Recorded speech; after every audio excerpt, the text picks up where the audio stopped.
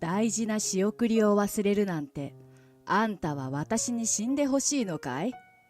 いい？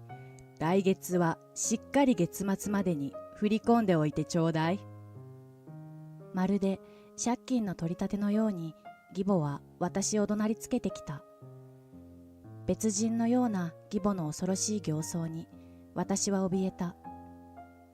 少しでも義母を助けようと必死でやってきたのに、どうしてそんなことを言われなくてはいけないのか。わけがわからず混乱していた。私はリコ、30歳、地方の郵便局で働いていて保険営業をしている。夫のヨシキとは3年前に結婚した。いずれはマイホームを購入しようかと2人で話していた矢先、想像もしていなかった事態が突然巻き起こったのだ。それは義両親の熟年離婚だ。しかも離婚の原因は義父の不倫。義父はホステスにどっぷりハマり、挙句の果てには別の若い女と不倫をしていたらしい。しかも相手は既婚者で子供も2人いるという。そのため義父は当然のごとく慰謝料を請求されたのだが、義母が立て替えたとのこと。私たちは義父としばらく疎遠気味だったこともあり、ホステスに狂っていたなんて思いもしなかった。これにはヨシキもかなり憤慨していたが、義母にはもう掘り返さないでと言われていた。そして義父のことは絶対に相手にするなとも言っていた。だから義父に連絡をすることは一切なかった。その後、義母のお願いで私たちは仕送りを毎月することになった。義母は生活が厳しく、毎月15万円送らないと水道や電気、ガスが支払えずに止まってしまうと言ってきたのだ。すべて義父が不倫をしたせいだと涙ながらに訴えてきた義母。さすがに無下にはできなかった。しかし仕送りするためには、ヨシキと将来のための大切な貯金を切り崩すしかなく、毎月15万円はきつかった。仕送りを始めて半年くらい経過したある日、私がうっかり振り込みを忘れてしまい、1日入金が遅れてしまった時のこと、義母からお怒りの電話がかかってきた。大事な仕送りを忘れるなんて、あんたは私に死んでほしいのかい？いい？来月はしっかり月末までに振り込んでおいてちょうだい。まるで借金の取り立てかと思うような言い方であった。これまでの優しい義母とは180度も違う態度にびっくりした。その頃からだ。毎月の仕送りでは足りなくなったのか、私たちの家に勝手にやってきては、冷蔵庫の中のものを勝手に持っていくことが増えた。私が仕事で何日か出張に行っていた時も、義母が顔を出したらしいが、その時はなぜかすぐに帰ったとのこと。私は一瞬聞き流したが、部屋の中を見回してみると、どこか違和感を感じた。そして、荷ほどきをして片付けようとした時、私のブランドバッグが数個ないと気がついたのだ。先日、友人の結婚式があり、何個か出していたのだが、それがごっそりなくなっている。家中至るところを探してみた。すると、他にもなくなっているものがあったのだ。ヨシキに義母が来た時のことをもう一度聞くと、義母から役所への用事を頼まれ、車で出かけていたとのこと。そして思い出したようにヨシキが言った。俺も最近高級腕時計がなくなったんだよな。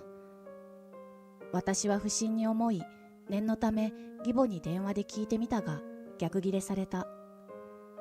あんたたちは私を盗人扱いするのかい？私と夫はこの時は半信半疑だった。そんなある日のこと、私は仕事で隣町へ外出していて、たまたま商店街を義母が歩いているのを見かけた。すると義母は近くにあったパチンコ屋に入った。そっと中を覗いてみると、パチンコ台の前に座る義母の姿が見えた。ギャンブルをするお金なんてないはずだ。私は義母をいぶかしみ、バレないように調べることにし、手始めに我が家の見えないところに監視カメラを設置した。義母は普段通りやってきて、ちょっとトイレに行くと言い、それきり30分以上帰ってこない。戻ってきたかと思えば、そういえば用事があったんだわ。と言ってすぐに帰った。さらに私はこっそりと義母を尾行した。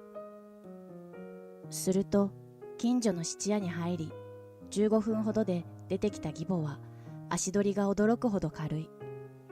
私は急いで質屋に義母が監禁したものを確認した。その中には驚いたことに、私たち夫婦にとって大切なものも混ざっていたのだ。試しに私は翌月仕送りを止めてみた。すると当たり前だが義母からお怒りの電話が何度もかかってきた。だけど私はすべて無視。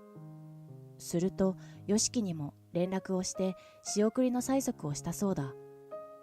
そこで私は義母の通帳にどれくらい残高があるか知っているかよしきに聞いてみると、そんなものどう考えても1円も入ってないに決まってるだろうと信じて疑わないようだった。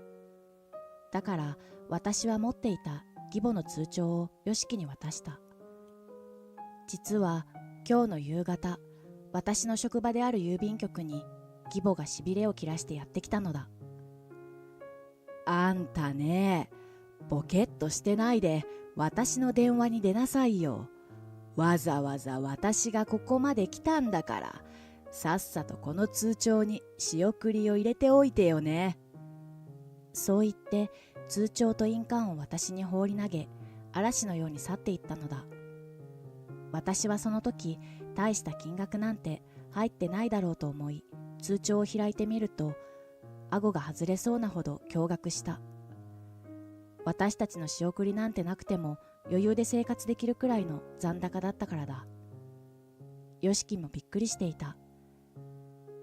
そして私は義母が私たちの家に来た時に部屋を物色していた映像をよしきに見せて、質屋での悪事もすべて話した。よしきは驚いていたが、ふと思い出したように義父に1年半ぶりに電話をかけた。もしもし、父さん、母さんとなんで別れたの？そこで初めて離婚の衝撃の真相が発覚した。その原因は義母の不倫だったということだ。私たちは動揺した。今まで義母に毎月15万円の仕送りをしていたことを伝えると、義父は激怒して、ふざけんなよ。あの女の不倫が原因で離婚をしたんだぞ。お前たちももう大人になってるし、慰謝料は情けで要求しなかったのに。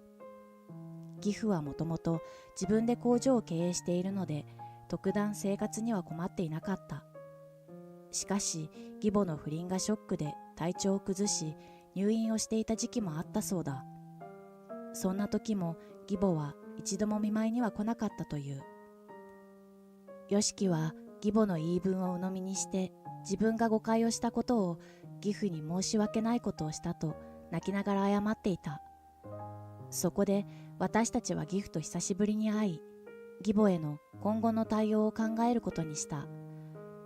そしてその月末、よしきが義母に連絡をして、今月の仕送りは直接家に取りに来てほしいと伝えると、仕方ないわねと言いながらもルンルンでお金を受け取りにやってきた。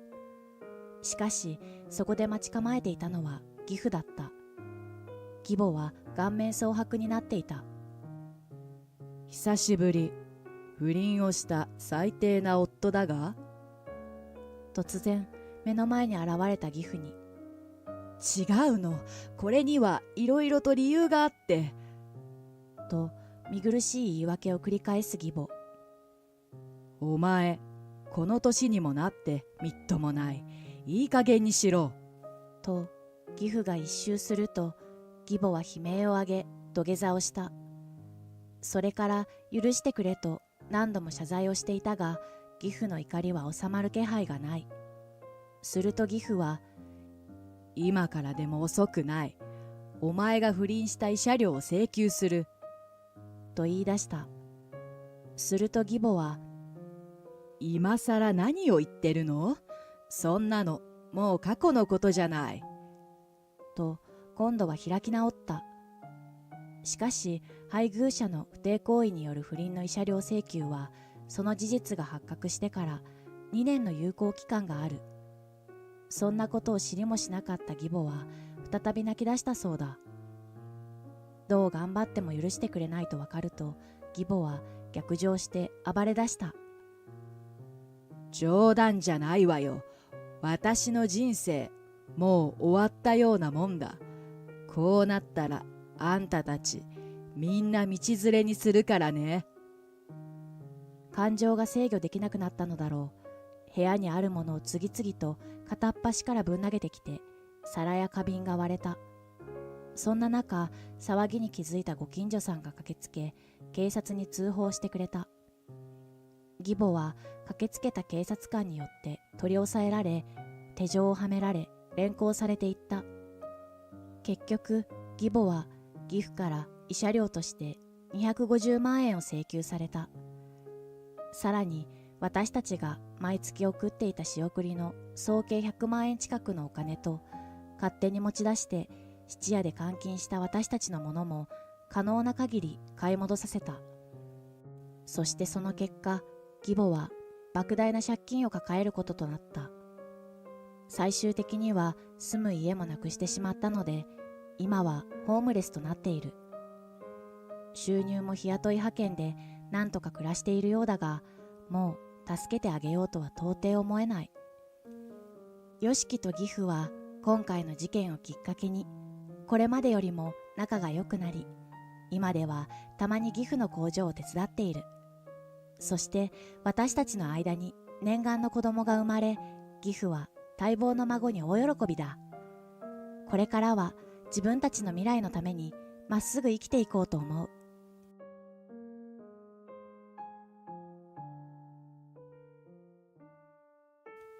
先の短いお前の母親に仕送りなんてもうやめろよな。そんなこと意味ないんだから。これから夫婦になろうという彼の口から飛び出した言葉に私は驚きを隠せなかった。少しでも母へ恩返しがしたいだけなのに、私は悔しさのあまり拳を握りしめた。私の名前ははるか。メガバンクに勤務する27歳。はるか、こっちこっち。お疲れ様。お疲れ様。お待たせ。ちょっと打ち合わせが伸びちゃって。そして二人で会社を出ると、いつものご飯屋さん行く？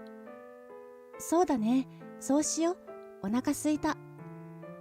彼は佐藤真也。同じ職場の先輩であり、私の婚約者。もうすぐ結婚式なんてなんか不思議な感じだな。そうだね。わかる。全然実感湧かないよね。この時私はこれから起こる出来事なんて全く想像もしていなかった。もしもし、お母さん、週末に深夜と実家に顔出すから。あら、久しぶりにはるかに会えるの楽しみにしてるわ。母には言い尽くしても言い尽くせないほど感謝している。ここまで女手一つで私を育ててくれた。父が亡くなって一番心細くて悲しかったのは間違いなく母だったと思う。父が不慮の事故で亡くなったのは私が3歳の時だった。母は自分のことはすべて犠牲にして休みなく働いてくれた。それを思うと頭が上がらないのだ。そして私が高校2年生の時、母を病魔が襲った。家で倒れ病院へ運ばれたのだ。病室へ駆けつけると母の右目に眼帯が巻かれていた。お母さん大丈夫なの？はるか、心配かけてごめんね。びっくりしたでしょう。実は目が見えなくなっちゃったみたいで、ここ1年ほど目がかすんだり痛みがあったらしい。しかし今まで病院に行っていなかった。私は急に不安になり、思わず聞いた。お母さん、それって治療すればちゃんと治る病気なんだよね。それがね、回復は難しいみたいなの。私は絶句してしまった。しかし母はとても穏やかな笑みを浮かべ、冷静に見えたが、きっと私を心配して我慢してるのだ。私だったらこんな冷静にはいられない。退院後は私が思った以上に母は前向きで自力で何でもやっていた。そして私は高校3年生になり、大学進学を諦めて地元で就職して母を支えていこう、そう決めていたのだが、母は、それは絶対ダメ。大学に行ったらお金がかかるとか、私の目のこととか考えているんでしょ。はるかの人生ははるかだけのものよ。やりたいことをやりなさい。そう言って後押しをしてくれた。そして私は大学へ進学し、現在に至るのだ。はるか、もう仕送りはいらないからね。お母さん、それは気にしなくていいの。親孝行したいという気持ちから私はわずかばかりではあるが、就職をしてから母に仕送りをしていたのだ。私がやりたくてやってることだし、もっとお母さんには恩返しがしたいの。私がそう言うと、本当にありがとう。こちらこそだよ。じゃあとりあえずまた週末ね。私はそう伝え電話を切った。そして約束の日。久しぶり、はるか。元気そうで何よりだわ。お母さんも元気そうでよかった。そして深夜に向かって母が、深夜くん、こんな遠くまでありがとうね。いえ、僕も改めてちゃんとご挨拶したいと思ってたので。互いに軽く挨拶をして、さあ立ち話もなんだし、どうぞ上がって上がって、深夜くんも遠慮しないでどうぞ。やっぱりいつ帰ってきても実家は落ち着く大切な場所だ。するとふと母がこう言った。せめてこういう時だけでも目が見えればいいんだけどね。私が高校生の時は右目だけだったが、今はもう両目が見えない。いえ、本当にお母さんには頭が上がらないです。今のはるかがあるのはお母さんあってですし。そんなことはないわ。はるか自身が頑張ってきたからよ。深夜はいつも母を気にかけてくれる。しかし少々変わったところもあった。僕はエリートなので、はるかのことは心配しないでください。ええ、はるかに聞いたわ。国立の中でもトップクラスの大学なんでしょう。私は深夜の悪い癖がまた始まったと思った。そうなんです。でも周りからの期待とかプレッシャーがすごくて結構しんどいです。あら、そうなのね。才能を持ってしまったがゆえの苦悩ね。母がうまく返答する。そうなんです。お母さんはよくわかりますね。仕事も責任ある業務しかないし、正直平凡な人が羨ましいです。これはかなり長くなりそうだ。私はため息をついた。深夜は自慢話が多く、加えて人を見下すような発言も多く、たちの悪いところがあり、私の悩みの種となっていた。母もさすがに疲れていそうだし、私が話を終わらせるしかない。そうそう、式のことなんだけど。その話は別に今しなくてもいいだろう。まだ話したい深夜がすかさず遮ってきた。いや、逆に今じゃなくてもいいんじゃない？分かってないなあ、はるかは。俺の凄さを知ってもらうのに早いに越したことはないだろう。その方がお母さんも安心すると思うし。そうして話し続ける深夜を豪快に笑い飛ばす母。深夜は周りの友人たちにスポーツ選手や俳優の有名人がいるとか自慢話が止まらない。僕くらいの人間になると知らないうちに人脈が増えていくんです。そうなの。でもごめんなさいね。私は目が見えないからよくわからないの。プライドが高い深夜は明らかに不満そうな顔になった。本当にお気の毒ですね。俺のかっこいい写真も見れないんですもんね。そうなのよ。ごめんなさいね。母は少しわかりやすく申し訳なさそうな表情をしたが、深夜は至ってこれが普通と思っているから困ったもんだ。すると母が空気を変えようと思ったのか、そうそう、式の話を聞きたいんだけど、どうなってるのかしら。話を遮られた深夜は明らかに機嫌が悪くなり、そっぽを向いている。これまで深夜の悪い癖も目をつむってきた。だが今日はさすがに我慢できなくなりそうだ。自分のことしか考えていない深夜に呆れて、私は深夜の代わりに式について話し始めた。すごく綺麗なところで広いの。ね、深夜。って、あれ？横を見ると首をかしげて寝息を立てている。疲れちゃったのね。母はそう言ってくれたが、この時初めて深夜と結婚していいのかと疑問を抱いた。それから1週間後、式の話なんだけど、お母さんのための動線確保について来週プランナーさんに相談しに行かない？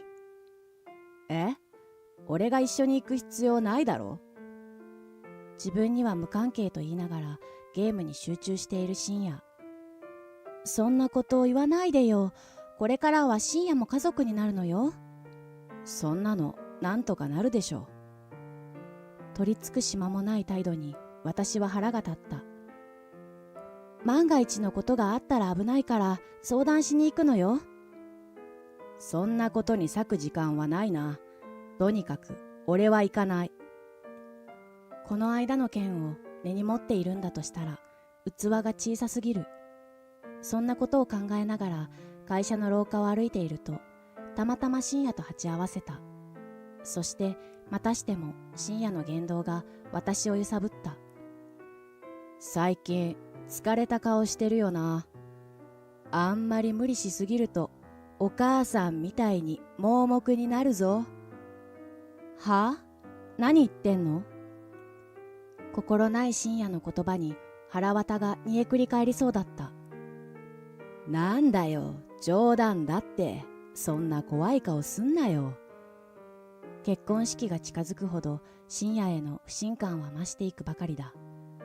しかしもう式場も抑えてしまった今、取りやめることなんてできなかった。もしかしたら結婚すれば深夜も少し丸くなるかもしれない。私は無理やりそう思い込み、そして結婚式当日を迎えた。それでは新郎新婦のご入場です。心の中にある深夜に対するモヤモヤを押し殺しながら、今日は私が主役なんだと言い聞かせていると、二人とも今日は本当におめでとう。彼は私たちの銀行の頭取である木村さんだ。頭取、恐縮です。木村さん、今日はご出席いただきありがとうございます。私たちは二人で頭を下げた。じゃあまた後で。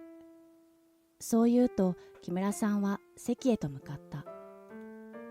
頭取も喜んでくれててよかったな。そうね。その後は何の問題もなく式は無事に進行した。そしていよいよ母のスピーチを迎えた。新婦、遥の母です。皆様、本日は二人の晴れ舞台に足をお運びくださり感謝申し上げます。